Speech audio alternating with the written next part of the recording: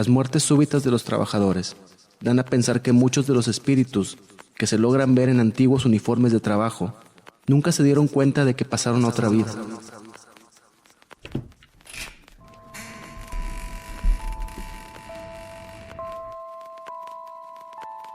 Hola, gracias por escucharnos de nuevo en un episodio más de ¿Tienes miedo? Este es ya nuestro cuarto capítulo y estamos muy contentos porque cada vez alcanzamos más lugares alrededor del mundo. Queremos mandar un gran abrazo a la gente que nos escucha en Perú y Colombia. Y en esta ocasión, muy en especial a Rodri Veloso, hasta Argentina. Ojalá un día nos tomemos un mate y podamos compartir algunas historias. Y también para Damián Alonso, de la ciudad de Monterrey, que con tan solo 5 años ya es fan del podcast.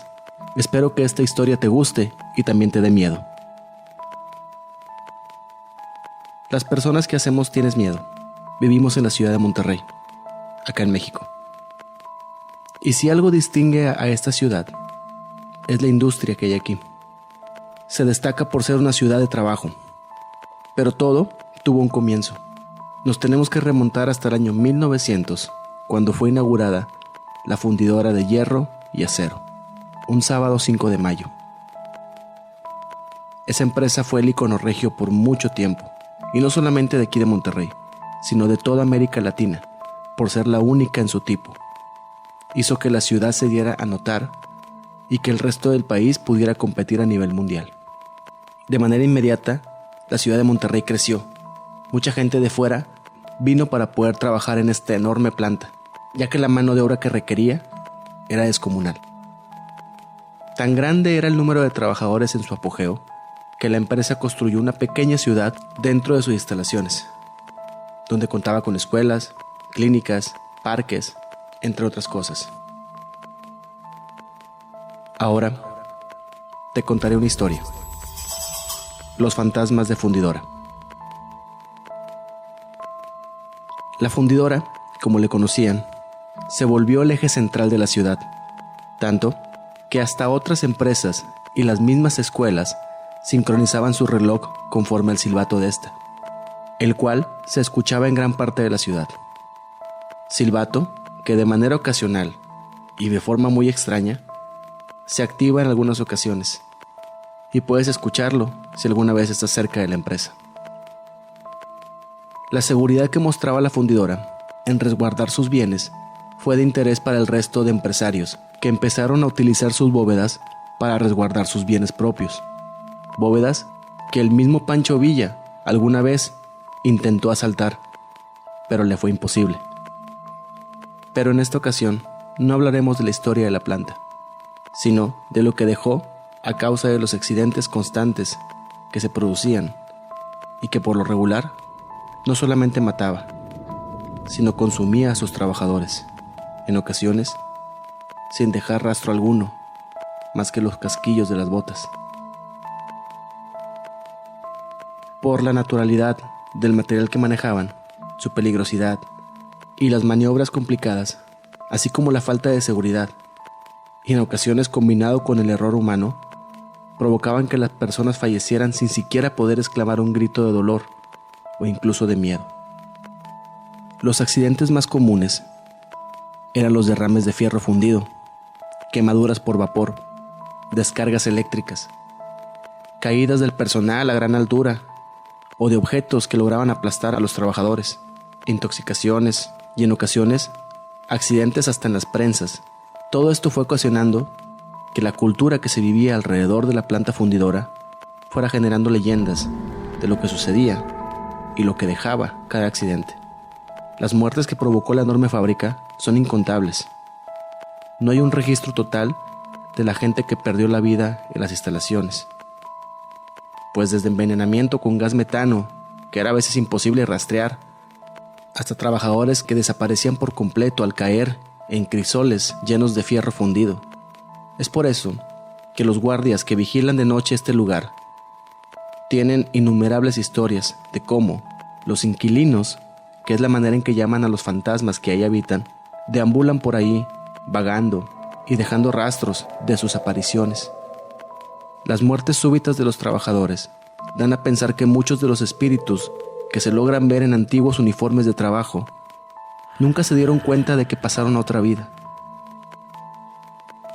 Pues como mencionaremos más adelante, verán que había accidentes en los que perdían la vida de manera instantánea.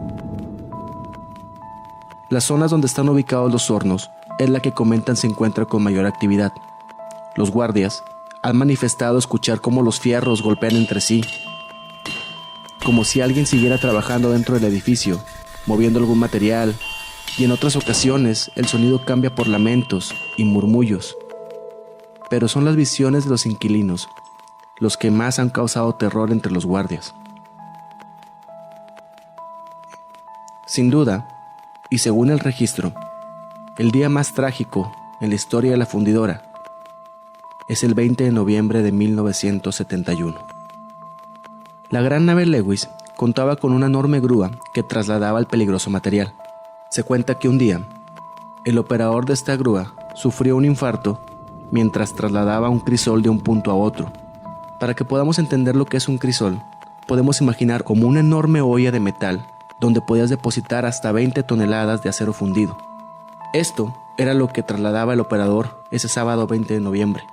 Mientras el operador hacía su trabajo, cayó muerto sobre la palanca que manejaba la velocidad de traslado, provocando que el movimiento brusco del crisol arrojara una gran cantidad de acero líquido hacia el piso, que al mezclarse con aceite, provocó una reacción incandescente que mató de manera inmediata a 15 trabajadores que estaban en el área, y 2 murieran días después, a causa de las graves quemaduras que tenían. Desde esa ocasión, la grúa no ha dejado de gotear aceite, y a pesar de su mantenimiento y reparación en estos más de 40 años, esta siempre está derramando aceite sin explicación alguna. Al día de hoy, la empresa se convirtió en un gran parque que recibe a miles de visitantes a la semana, y puedes ver sus estructuras como si fueras en un museo al aire libre. Tal vez esa sea la razón de que las apariciones se han intensificado, o quizás ahora hay más gente que se puede dar cuenta de ellas. Si ubicamos una de las esquinas del parque, donde se junta la avenida Madero con la avenida Colón, se encuentra el parque de béisbol Acero. En esa zona estaban ubicadas todas las viviendas del personal que trabajaba en la fundidora.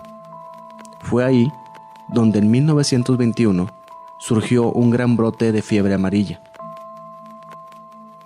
Durante esa epidemia, hay una historia particular de una niña de entre 6 y 10 años de edad, que mientras iba en los brazos de su padre, tratando de llegar al hospital de la planta, murió a tan solo medio camino, quedando el trabajador con el cuerpo de su hija inerte, tirado en el piso durante varias horas en la madrugada, sin que nadie se diera cuenta, llorando y gritando por el dolor que le causaba la pérdida de su hija. Por esa razón, tienes que poner mucha atención cuando estés por la zona de la Plaza Maestranza, zona de grandes edificios con museos de Conarte, el Museo de Cera, ya que tal vez puedas ver a una niña jugar con los visitantes, una niña que destaca por su vestimenta blanca y antigua, siempre sonriendo, siempre alegre. Las personas que la han visto la describen como una niña feliz, que solo quiere jugar, y cuando se siente cómoda con alguna familia, esta la acompaña durante un tiempo, hasta que desaparece, siempre en los mismos límites de la plaza, como si estuviera confinada a solo una zona de ese parque. Justo en esa zona de la Plaza Maestranza existe el Museo de Niños con Arte. Es un museo donde tú puedes ir con tus hijos a una gran biblioteca y tener actividades con ellos. El personal que trabaja ahí tiene tiempo describiendo que han visto a un niño de 4 a 5 años de edad con vestimenta de la época alrededor de 1950, que siempre hace bromas, escondiendo o moviendo sus pertenencias, para después escuchar una risa traviesa, como disfrutando su travesura. Después de pasar el primer salón, donde hay actividades, está una gran biblioteca, bastante grande y con paredes muy altas, las cuales tiene libros a casi todo lo alto y ancho de la pared.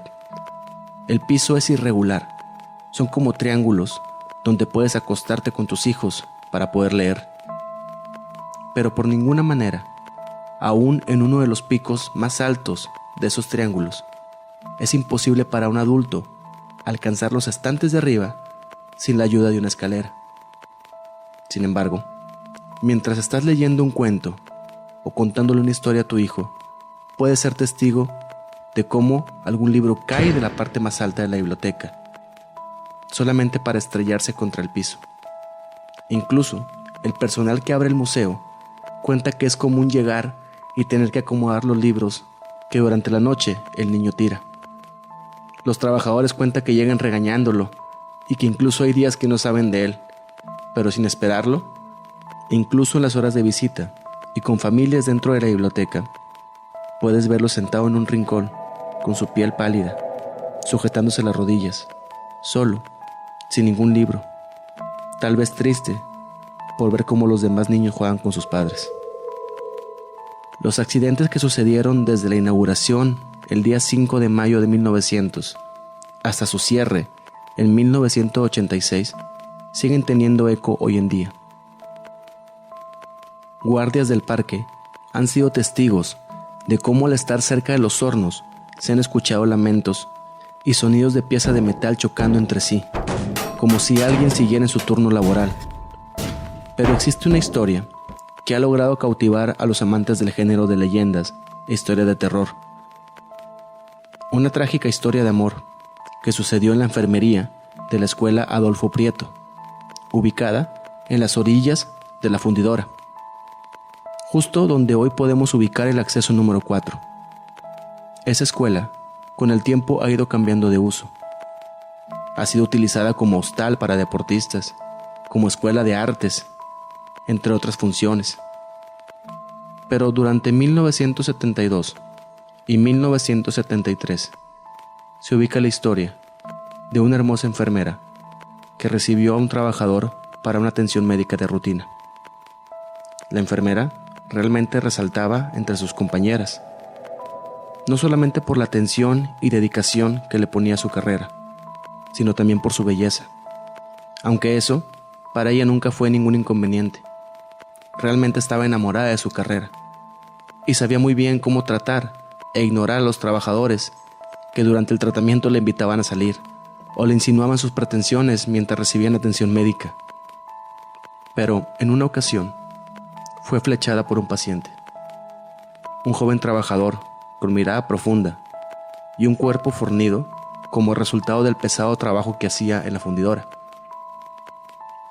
Aunque ella quedó flechada desde la primera visita, fue fiel a su costumbre y no accedió al cortejo.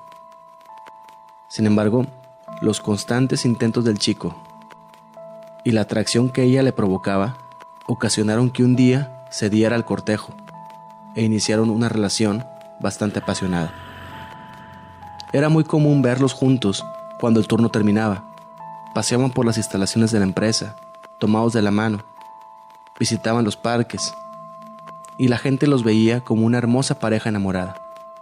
En la enfermería, sus compañeras envidiaban su relación, pues no solo su novio era muy guapo, sino que la trataba como una princesa. Pero el tiempo pasaba, y sus compañeras le cuestionaban que para cuándo se casaría.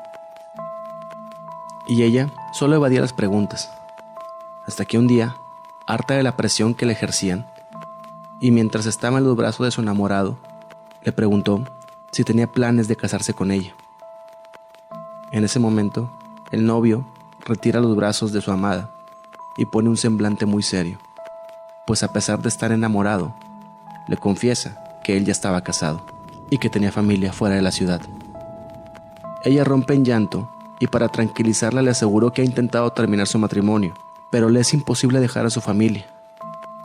Desesperada, corrió para alejarse de él y llegó a la enfermería donde subió al segundo piso. Testigos de ese tiempo recuerdan el episodio de verla envuelta en lágrimas, cómo la luz de sus ojos estaba totalmente apagada por las heridas que ocasionaron aquellas palabras. La enfermera se encerró en su cubículo que estaba justo en la esquina sur del edificio. Tenía vergüenza de enfrentar a sus compañeras que la presionaban con casarse. ¿Cómo podría verlas a la cara? ¿Cómo podría ver a sus padres que ya conocían a su novio? Y sobre todo, ¿cómo podría evitar verlo de nuevo sin querer lanzarse a sus brazos?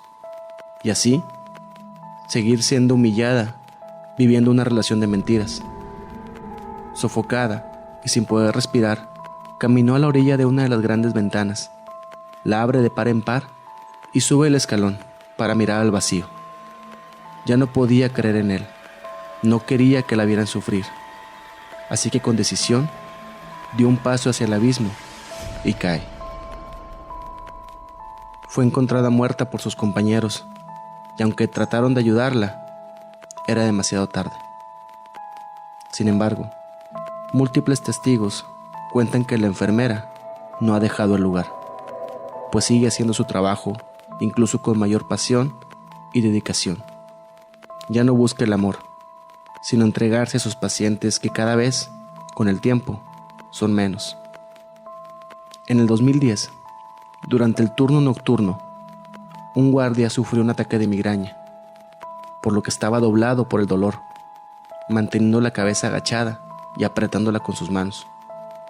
Cuando de repente, él cuenta que sintió como unas manos empezaron a masajear su cabeza y a hablarle de manera muy dulce y pacífica.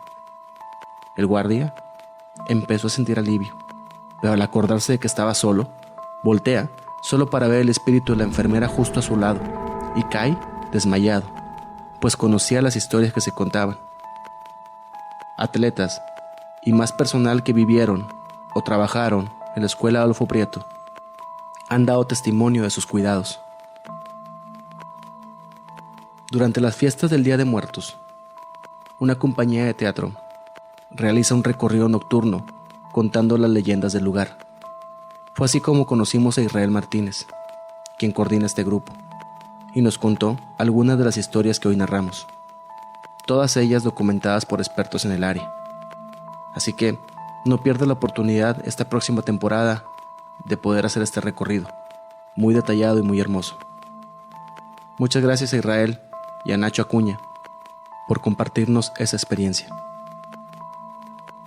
Ahora, después de escuchar nuestra historia, dime, ¿tienes miedo? Escrito y narrado por Marcelo Cortés. Agradecimiento especial a Israel Martínez. Producción, Alberto García. Un podcast de DBS Producciones.